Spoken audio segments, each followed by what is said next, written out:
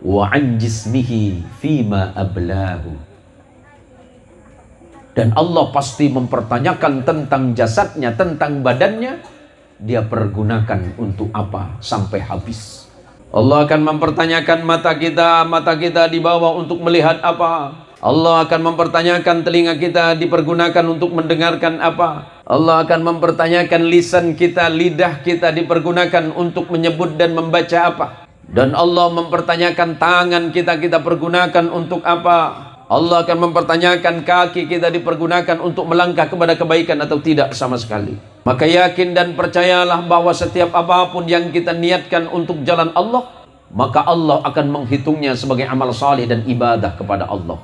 Jika seandainya ada saudara kita yang mungkin hari ini belum mendapatkan hidayah, jangan pernah merendahkan dirinya. Kalaulah hari ini kita menjadi orang salih, jangan pernah melihat orang lain dengan pandangan yang sangat buruk, walaupun mungkin dia sedang tidak salih. Jika seandainya ada sahabat dan mungkin keluarga dan tetangga kita sedang bermaksiat, jangan pernah membicarakan maksiatnya kepada orang lain. Bahkan kalau perlu, doakan dirinya dan bimbing dia ke jalan Allah. Sebab orang yang hari ini paling beriman dan paling bertakwa kepada Allah, boleh jadi esok hari dia menjadi orang yang paling buruk dalam pandangan Allah. Dan orang yang paling buruk dalam pandangan Allah saat ini, boleh jadi besok dia adalah orang paling mulia di hadapan Allah. Ingatlah, yang alim ayomi yang awam, didik dan bimbing mereka ke jalan Allah. Kalau ada orang yang berilmu, ajak orang lain dengan ilmunya. Yakinkan kepada mereka bahwa tidak ada waktu terlambat untuk mempelajari ilmu Allah. Dan jika melihat orang lain dalam keadaan tersesat dari jalan Allah, jangan kemudian kita mengkafirkannya, apalagi mensyirikkannya. Tetapi doakan kepada Allah agar senantiasa Allah memberikan hidayah dan petunjuk bagi dirinya. Yang merasa berilmu jangan pernah menganggap dirinya paling hebat dan paling berilmu. Sebab ilmu yang Allah titipkan ke dalam hati dan sanubari kita masing-masing, tujuannya salah satu diantaranya adalah membentuk hati yang lembut, agar kemudian karakter hidup kita sopan santun dalam sikapnya sebagaimana sikap Rasulullah Sallallahu Alaihi Wasallam. Allah paling benci kepada iblis, bukan karena hanya iblis tidak sujud kepada Allah. Iblis pernah sujud kepada Allah selama kurang lebih 5.000 tahun. Apakah iblis tidak berilmu?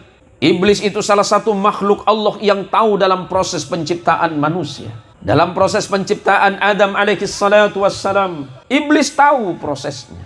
Dan iblis tahu bagaimana Allah menurunkan Al-Quran. Bahkan iblis juga tahu proses Allah menurunkan kitab-kitab para nabi-nabi yang terdahulu. Tapi kenapa kemudian Allah melaknat iblis dan kemudian mengusirnya dari surga? Karena iblis punya sifat yang Allah tidak suka terhadapnya, yakni sombong.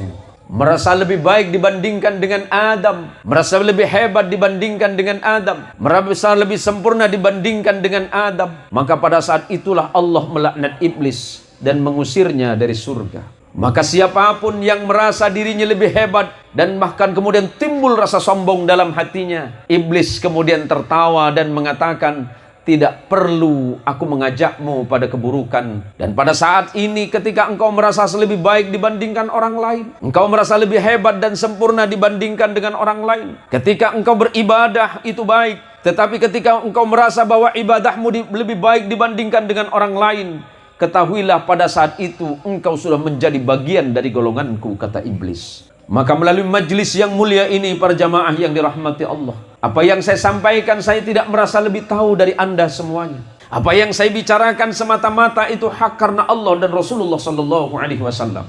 Jika apa yang saya sampaikan itu benar, itu karena Allah. Tapi jika itu salah, itu hak semata-mata karena kebodohan dan keawaman saya sendiri.